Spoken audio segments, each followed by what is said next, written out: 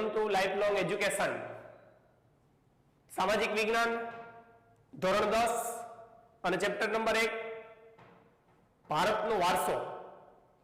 જી હા વિદ્યાર્થી મિત્રો, આપણે વારસા વિશે તો થોડા ઘણા પરિચિત છીએ જ, પણ આજે આપણે પાઠની અંદર કે ભાઈ ભારતનો વારસો કેવો હતો, ભારતનો વારસો કઈ અવસ્થાની અંદર છે અને હવે આપણે આપણા ભારતના વારસાને કઈ અવસ્થામાં લઈ જવાનો છે એના વિશે વાત કરવાની છે. તો જોઈએ આપણે ચેપ્ટર નંબર 1 છે ભારતનો વારસો. જે આ વિદ્યાર્થી મિત્રો પરીક્ષા માટે સૌથી મહત્વનો આઈએમપી એટલે કે 2 થી 3 માર્કનો પ્રશ્ન આ પાઠની અંદરથી પૂછવામાં આવે છે. ભારતનો વારસો. સૌથી પહેલા તો આપણે એ જોવાનું છે કે વારસો કોને કહેવાય. તો જે આ વિદ્યાર્થી મિત્રો વારસો એટલે શું, આવો પ્રશ્ન કદાચ આપણી સામે આવે તો આપણને લગતા આવડવો જોઈએ કે વારસો એટલે આપણને આપણા પૂર્વજો તરફથી મળેલી એક અમૂલ્ય ભેટ. આપણને આપણા પૂર્વજો તરફથી 2 પ્રકારની ભેટ મળી છે. એક ભૌતિક વારસો મળ્યો છે, એક અભૌતિક વારસો મળ્યો છે. ભૌતિક વારસો એટલે શું, તો એની જે કઈ જમીન જાયદાદ મતલબ જે સ્થાવર ને જંગમ મિલકત આપણા સુધી પહોંચાડી છે આપણા પૂર્વજોએ, એને આપણે આપણો વારસો કહી શકીએ.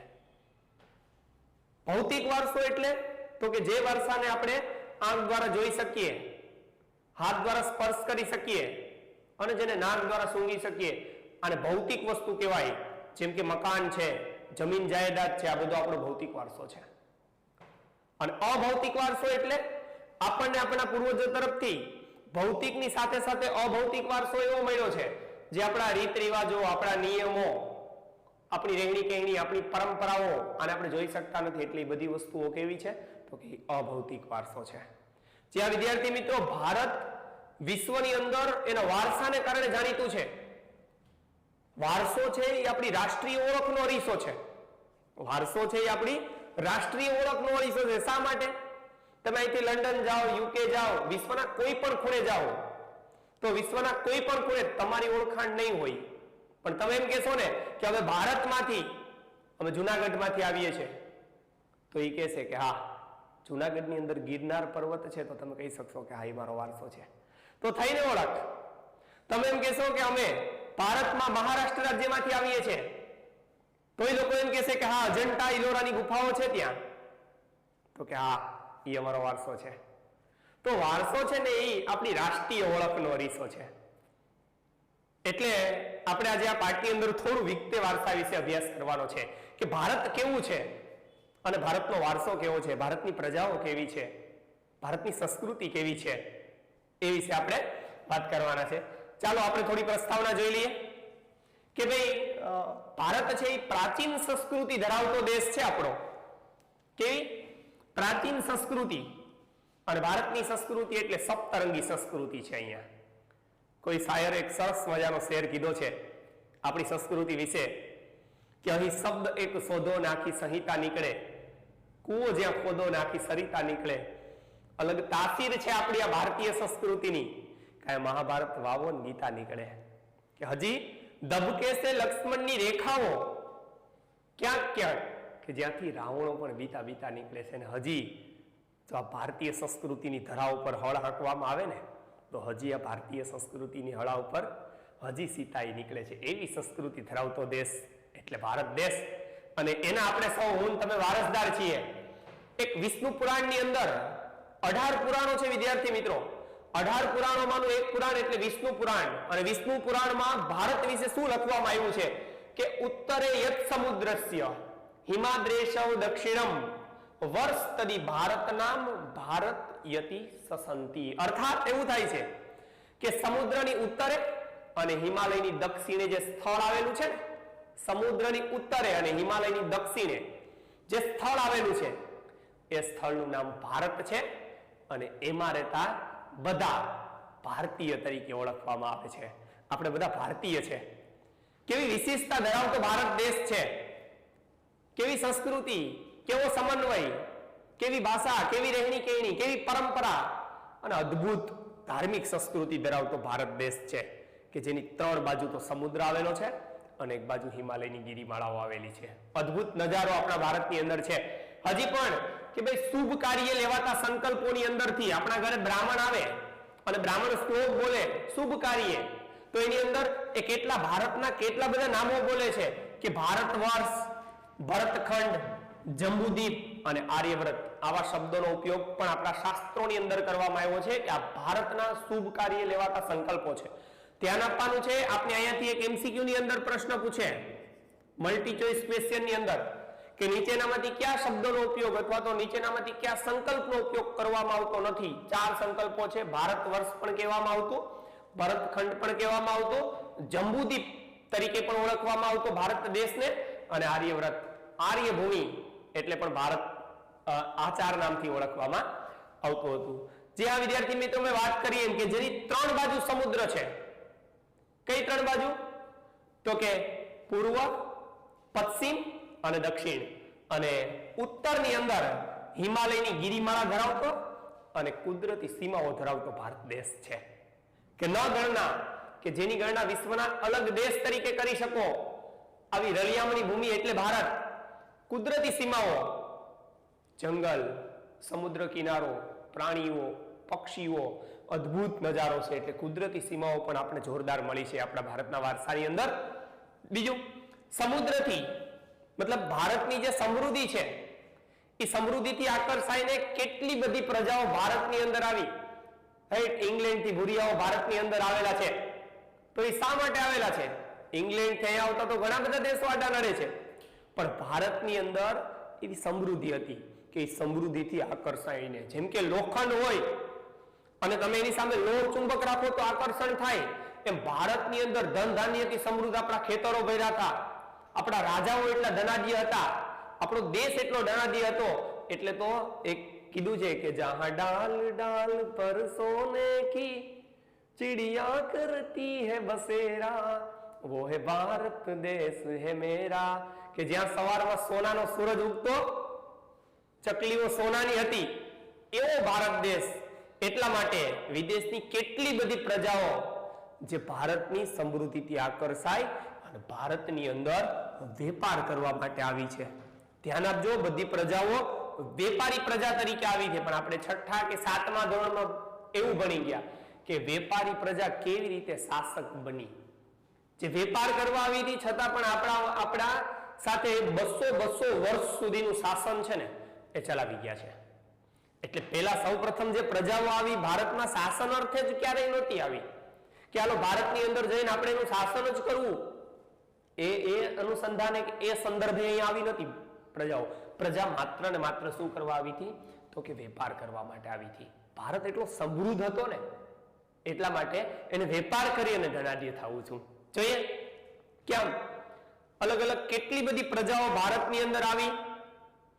આમ આપણી આદાન પ્રદાનની સંસ્કૃતિ, કેટલી બધી પ્રજાઓની ભાષા, સંસ્કૃતિ, રહેણી કહેણી, પરંપરાઓ આ બધી ભારતની અંદર સુમેળ થયો, બધી ભારતની અંદર ભેગી થઈ અને ભારતીય સંસ્કૃતિ આ બધી જ સંસ્કૃતિઓને સમન્વય કરી લીધો.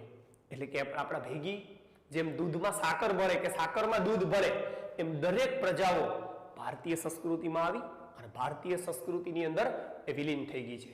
આદાન પ્રદાનની સંસ્કૃતિ, આદાન આપવું અને લેવું. વિદેશની ઘણા બધી પ્રજાઓ આપણને કંઈક શીખવતી પણ ગઈ છે, એની સંસ્કૃતિમાંથી આપણને કંઈક જાણવા પણ મળ્યું છે અને ભારતીય સંસ્કૃતિમાંથી એ લોકો જાણીને પણ ગયા છે.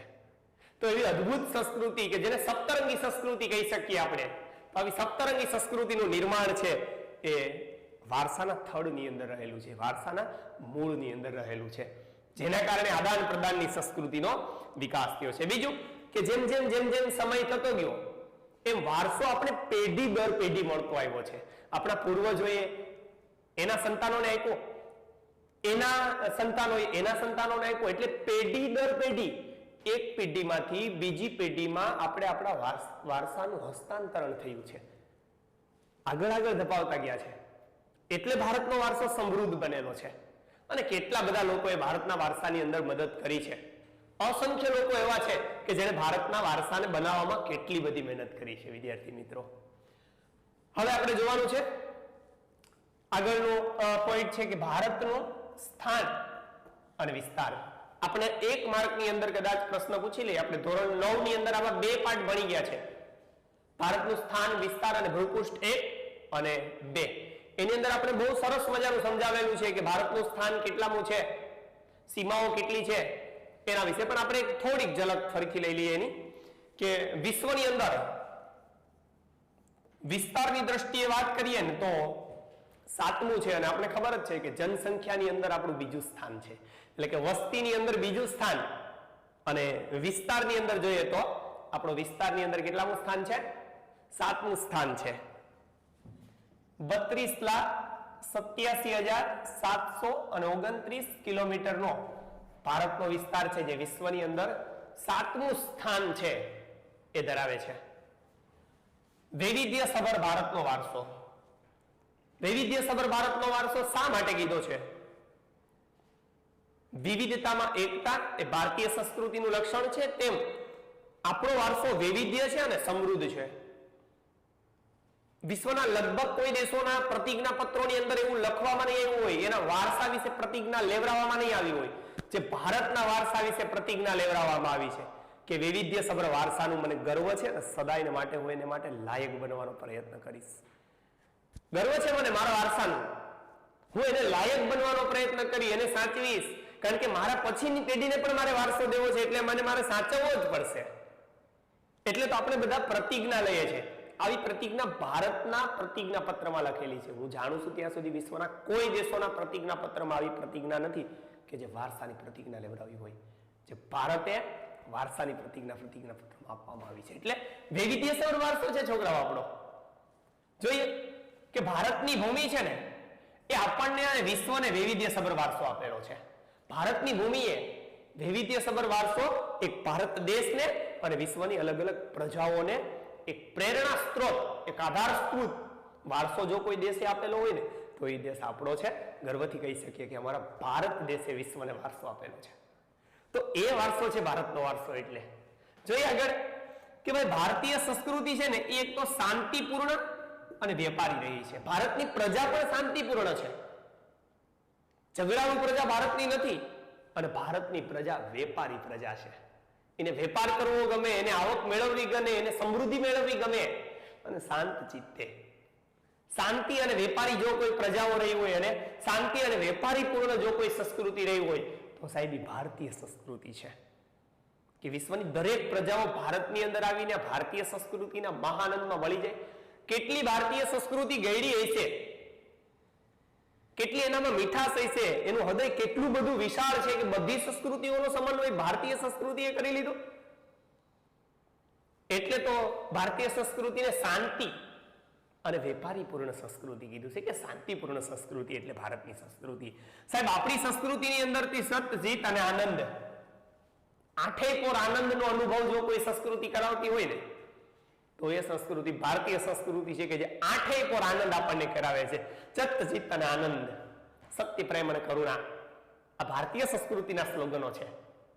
એટલે જત, જીત અને આનંદ અનુભૂતિ કરાવતી જો કોઈ સંસ્કૃતિ હોય તો એ સંસ્કૃતિ છે મારી તમારી સંસ્કૃતિને આપણે ગર્વથી કહી શકીએ કે અમે ભારતીય સંસ્કૃતિના વારસદાર છે.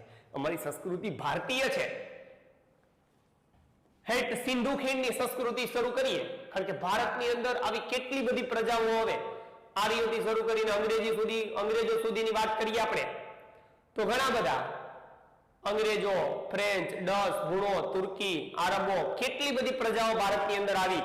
તો સિંધુ ખીણની સંસ્કૃતિથી શરૂ કરીએ અને આજ દિવસ સુધીના લોકોએ ભારતે પોતાની આવડતથી, બુદ્ધિથી, કલાથી, કૌશલ્ય દ્વારા જે ભારતના વારસાને સાહેબ સમૃદ્ધ બનાવ્યો છે. એની કલા, કૌશલ્ય, બુદ્ધિથી ભારતનો જે વારસો છે આ ભારતના વારસાને સમૃદ્ધ બનાવનાર પ્રજા હોય તો એ ભારતીય પ્રજા છે. ભારતના ભવ્ય વારસાના નિર્માતા એટલે કે વારસાનું નિર્માણ કોણે કોણે કરેલું છે, કેટલા લોકોએ વારસાના નિર્માણમાં ફાળો આપેલો છે. તો આપણે જોઈએ કે ભારતના વારસાના નિર્માણની અંદર સૌથી પહેલા સંતો, જેમ કે ઋષિ મુનિઓ છે, આપણા સંતો છે, વિદૂષકો છે, વિદ્વાનો છે, ચિંતકો છે, કલાકારો છે, વૈજ્ઞાનિકો છે, સંશોધકો છે, ઇતિહાસકારો છે, આવા નામી અનામી અસંખ્ય વ્યક્તિઓએ ભારતના વારસાના નિર્માણની અંદર કે ભારતના વારસાને સમૃદ્ધ બનાવવા માટે, ભારતના વારસાની ઝલક વિશ્વને બતાવવા માટે તન, મન અને ધન, બુદ્ધિ, શક્તિ, કૌશલ્ય થી ભારતના વારસાને એને સમૃદ્ધ બનાવ્યો છે. એટલે દરેક વ્યક્તિનો ફાળો ભારતના વારસાની અંદર છે. આ બધાએ તેમના ધર્મ છે, એમની શાસન શૈલીઓ, એમની ભાષા, એમની કલા, આ વગેરેથી ભારતમાં વિદ્યાર્થી મિત્રો ભારતીય સંસ્કૃતિનું નિર્માણ થયું છે. એટલે ભારતીય સંસ્કૃતિ એકદમ ગેડી, ભારતીય સંસ્કૃતિનું નિર્માણ કરાવવામાં આ બધા વ્યક્તિઓનો ફાળો છે ને એ અમૂલ્ય છે, અગણ્ય છે, કે જેને આપણે માપી શકતા નથી. તો આવી સર્વાંગીય સુંદર જો કોઈ સંસ્કૃતિ હોય, આવી સપ્તરંગી જો કોઈ સંસ્કૃતિ હોય, તો વિદ્યાર્થી મિત્રો એ મારી તમારી ભારતીય સંસ્કૃતિ છે. જણાવો. તો આપણે વાત કરવાની છે સંસ્કૃતિની. ચાલો, સંસ્કૃતિનો અર્થ. સંસ્કૃતિ એટલે જીવન જીવવાની રીત. સંસ્કૃતિ એટલે જીવન જીવવાની રીત. સંસ્કૃતિ એટલે માનવ મનનું ખેડાણ. અને સંસ્કૃતિ એટલે ગુફાથી ઘર સુધીની સફર. આવા આપણે ત્રણ વ્યાખ્યાઓ અને આવા ત્રણ અર્થની અંદર આપણે વાત કરવાની છે કે સંસ્કૃતિ એટલે જીવન જીવવાની રીત. આપણે જે જીવન જીવીએ છીએ, કયા પ્રકારની આપણી જીવન શૈલીઓ છે, એને આપણે આપણી સંસ્કૃતિ ગણી શકીએ. સંસ્કૃતિ એટલે માનવ મનનું ખેડાણ. માનવે પોતાના મનનું ખેડાણ કરીને હેઠ ગુફામાં રહેતો ધીમે ધીમે એક જંગલી અવસ્થાની અંદરથી આજે માણસ ચંદ્ર ઉપર પહોંચ્યો છે. કેટલું માણસે પોતાનું મનને ખેડ્યું છે, કેટલા વિચારોનું આદાન પ્રદાન કર્યું છે, અને કેવડું નિર્માણ માણસે કરવામાં આવેલું છે. એ એટલે સંસ્કૃતિ, કે સંસ્કૃતિ એટલે માનવ મનનું ખેડાણ. જી હા, સંસ્કૃતિની અંદર શેનો સમાવેશ કરી શકાય? આપણે આપણી સંસ્કૃતિની અંદર કેટલી બધી વસ્તુઓનો સમાવેશ કરી શકીએ છીએ. જેમ કે તો કે આપણી માનવ સમાજની જે ટેવો છે, હેબિટ્સ, જે ટેવો છે, પછી આપણા મૂલ્યો છે, આપણા આચાર વિચારો છે, ધાર્મિક પરંપરાઓ, આપણી જે રહેણી કહેણી છે, આપણા ખોરાક છે, અને જીવનને ઉચ્ચતમ સુધી લઈ જતા એક આદર્શોનો સરવાળો એટલે આપણી સંસ્કૃતિ. આવી નાની મોટી અસંખ્ય વસ્તુઓ આપણે આપણી સંસ્કૃતિની અંદર ગણી શકીએ. મૂલ્યો, આચાર વિચારો, રહેણી કહેણી, પરંપરા, રીત રિવાજો, પરંપરાઓ, આ બધી વસ્તુઓ આપણે આપણી સંસ્કૃતિમાં જાણી શકીએ છીએ. હવે આપણે જોવાનું છે ભારતનો સાંસ્કૃતિક વારસો. ભારતનો સાંસ્કૃતિક વારસો. વારસો એટલે શું? તો કે વારસો એટલે આપણે આપણા પૂર્વજો તરફથી જે વસ્તુઓ મળી છે એને આપણે આપણો વારસા તરીકે વાત કરીએ છીએ. આગળ વાત કરી છે આપણે કે બે પ્રકારના વારસાઓ, ભૌતિક અને અભૌતિક. એના વિશે મેં તમને આગળ સમજાવી દીધું. એટલે આપણને આપણા પૂર્વજો તરફથી જે કઈ વસ્તુઓ મળી છે, જે સાંસ્કૃતિક વારસો, પ્રાકૃતિક વારસો, જે કઈ વસ્તુઓ આપણને આપણા પૂર્વજો તરફથી પ્રાપ્ત થયેલી છે એને આપણે આપણો વારસો કહી શકીએ. વિદ્યાર્થી મિત્રો, એક ભેટ છે. ભારતનો ઇતિહાસ છે ને એ તો હજારો વર્ષ જૂનો છે. અને જો ભારતના ઇતિહાસ વિશે આપણે વાત કરવા જઈએ તો એકાદ લેક્ચરની અંદર કદાચ પૂરી ના થઈ શકે, અને 5 લેક્ચરની અંદર પણ પૂરી ના થઈ શકે. આવડો મોટો ભારતનો ઇતિહાસ છે, હજારો વર્ષનો ઇતિહાસ ભારતનો પુરાણો છે. હવે આપણે જોવાનું છે વારસાના પ્રકારો. જી હા વિદ્યાર્થી મિત્રો, અહીંયાથી આપણે બહુ મહત્વનો અને બહુ આઈએમપી પ્રશ્નો શરૂ થાય છે. ધ્યાન આપજો કે વારસાના પ્રકારો. વારસાના 2 પ્રકારો છે. કેટલા પ્રકારો છે? વારસાના ટોટલ 2 પ્રકારો. એક પ્રાકૃતિક વારસો અને બીજો સાંસ્કૃતિક વારસો. પ્રાકૃતિક અને સાંસ્કૃતિક. આપણે આ 2 વારસા વિશે હવે આપણે અભ્યાસ કરવાનો છે કે પ્રાકૃતિક વારસો કોને કહેવાય અને સાંસ્કૃતિક વારસો છે એ કોને કહેવાય છે. તો સૌથી પહેલો વારસો આપણે ભણવાના છે ભારતનો પ્રાકૃતિક વારસો. ભારતનો પ્રાકૃતિક વારસો. જી હા વિદ્યાર્થી મિત્રો, પ્રાકૃતિક એટલે જે વસ્તુઓ આપણને ઈશ્વર દ્વારા પ્રાપ્ત થયેલી છે. પ્રાકૃતિક વારસો કોને કહી શકો તમે?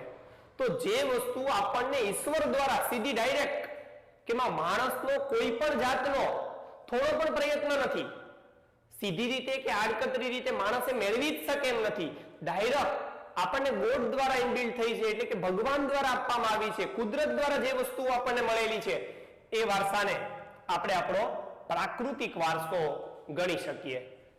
જે વારસો આપણને કુદરત દ્વારા પ્રાપ્ત થયેલો છે તે વારસાને આપણે પ્રાકૃતિક વારસા તરીકે ઓળખી શકીએ, જેમ કે જળ, જમીન, પર્વતો, નદીઓ, ઝરણાઓ, સાગરો, વિશાળ ફળદ્રુપ મેદાનો, પશુઓ, પંખીઓ, જંગલ સંપત્તિ. આમાં માણસ કોઈ દિવસે આ વસ્તુઓ બનાવી જ શકતો નથી. ડાયરેક્ટ આપણને કોના દ્વારા મળેલી છે? તો કે ઈશ્વર દ્વારા પ્રાપ્ત થયેલી છે.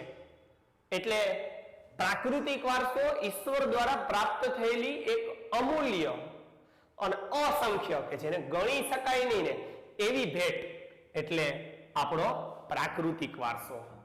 પ્રકૃતિને ખોળે આપણે બધા ખીલી ઉઠીએ છીએ અને પ્રકૃતિનો બીજો કોઈ નિચોડ નથી, એની સાથે કોઈ કમ્પેરિઝન ન થઈ શકે.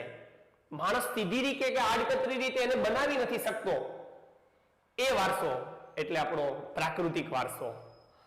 પ્રકૃતિ સાથેનો સંબંધ, માણસનો અને પ્રકૃતિનો સંબંધ છે ને વિદ્યાર્થી મિત્રો, એ મૈત્રીપૂર્ણ સંબંધ છે. એક મિત્ર તરીકે આપણે આપણી પ્રકૃતિને જોઈએ છે અને આ મૈત્રીપૂર્ણ જે સંબંધ છે અને શ્રદ્ધાપૂર્વકનો સંબંધ હોવાના અસંખ્ય ઉદાહરણો છે. આપણે પંચતંત્રની વાર્તાઓ વાંચીએ તો એમાં પણ માણસ અને પ્રકૃતિ સાથેનો સંબંધની વાત કરવામાં આવી છે. પછી બૌદ્ધ ધર્મ છે, જે એની જે કંઈ જાતક કથાઓ છે, તો એ બૌદ્ધ ધર્મની જાતક કથાઓની અંદર અને માણસ અને પ્રકૃતિ વિશેના મૈત્રીપૂર્ણ વ્યવહારના અસંખ્ય ઉદાહરણો આપણે જોઈ શકીએ છીએ.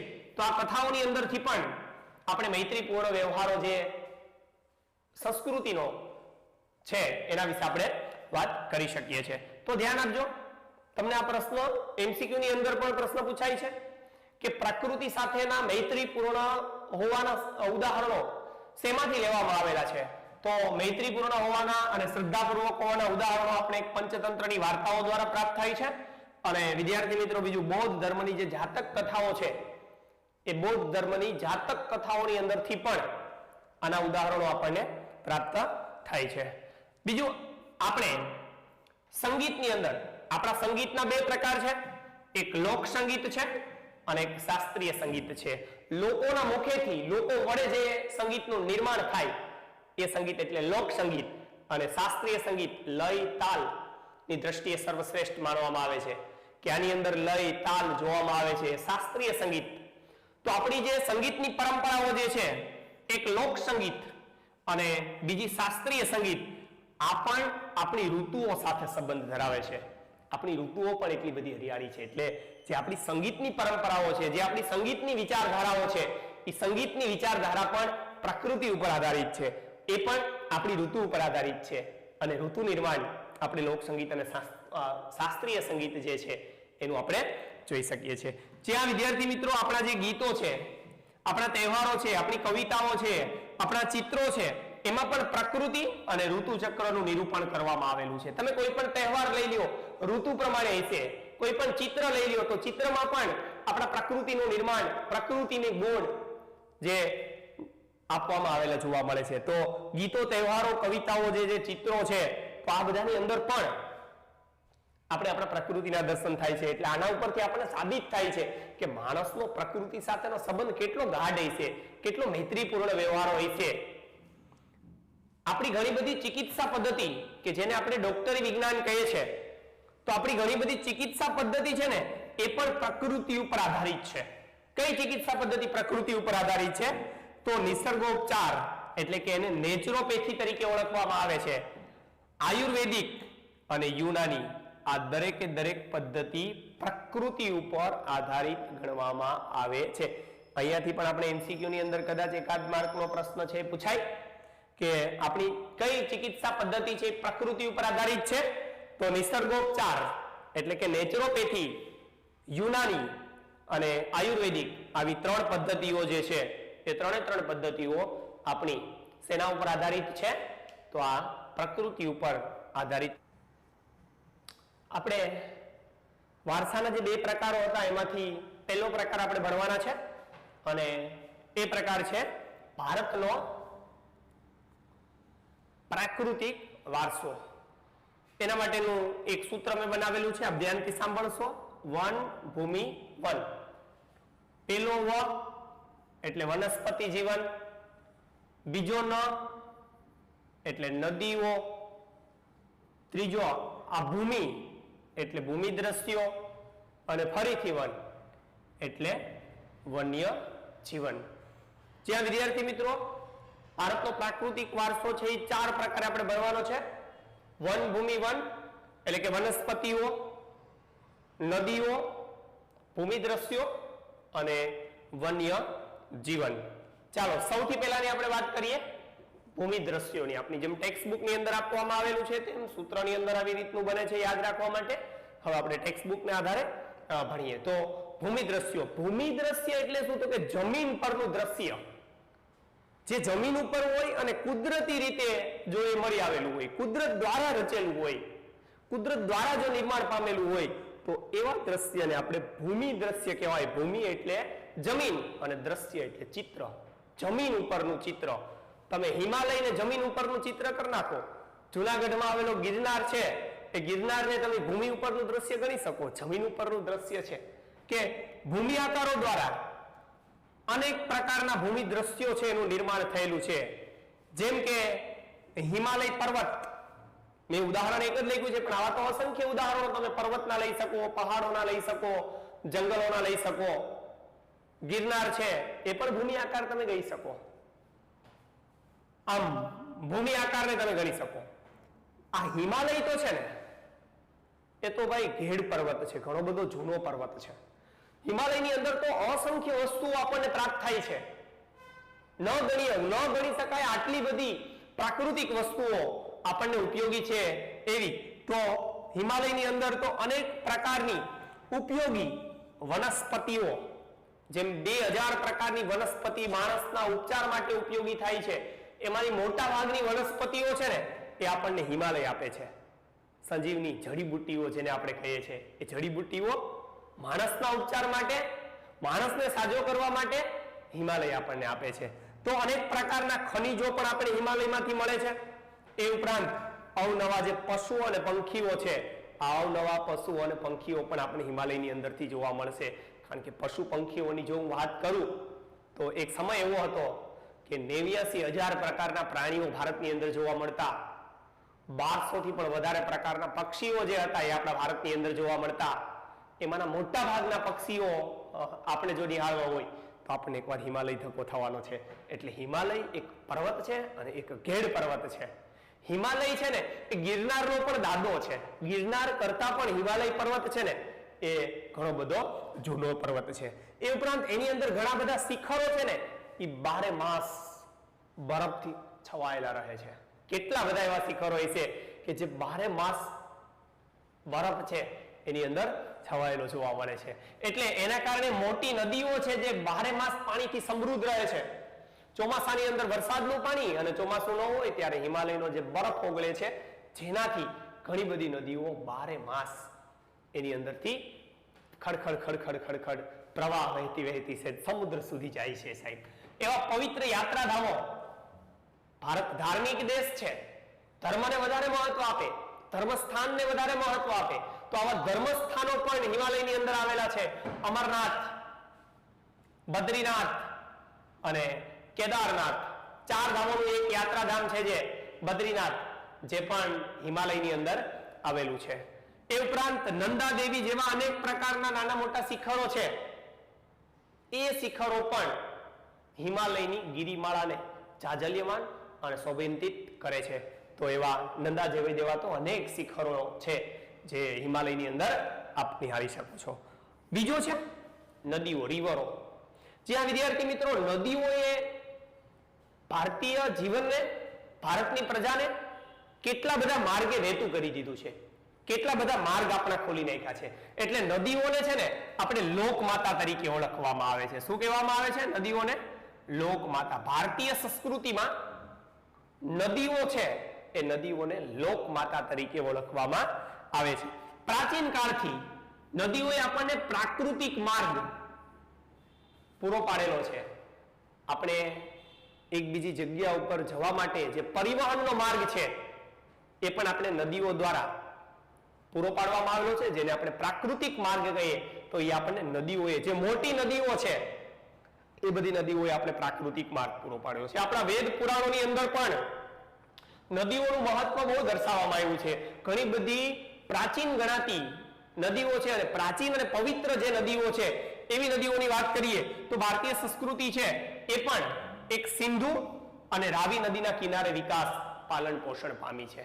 સિંધુ અને રાવી નદી, ભારતીય સંસ્કૃતિ એટલે સિંધુ સંસ્કૃતિ અને રાવી નદીના કિનારે જે સંસ્કૃતિ નિર્માણ પામી, એટલે સિંધુ અને રાવી આ બંને નદીના કિનારે જે સંસ્કૃતિ વિકાસ પામી એ સંસ્કૃતિ એટલે ભારતીય સંસ્કૃતિ છે.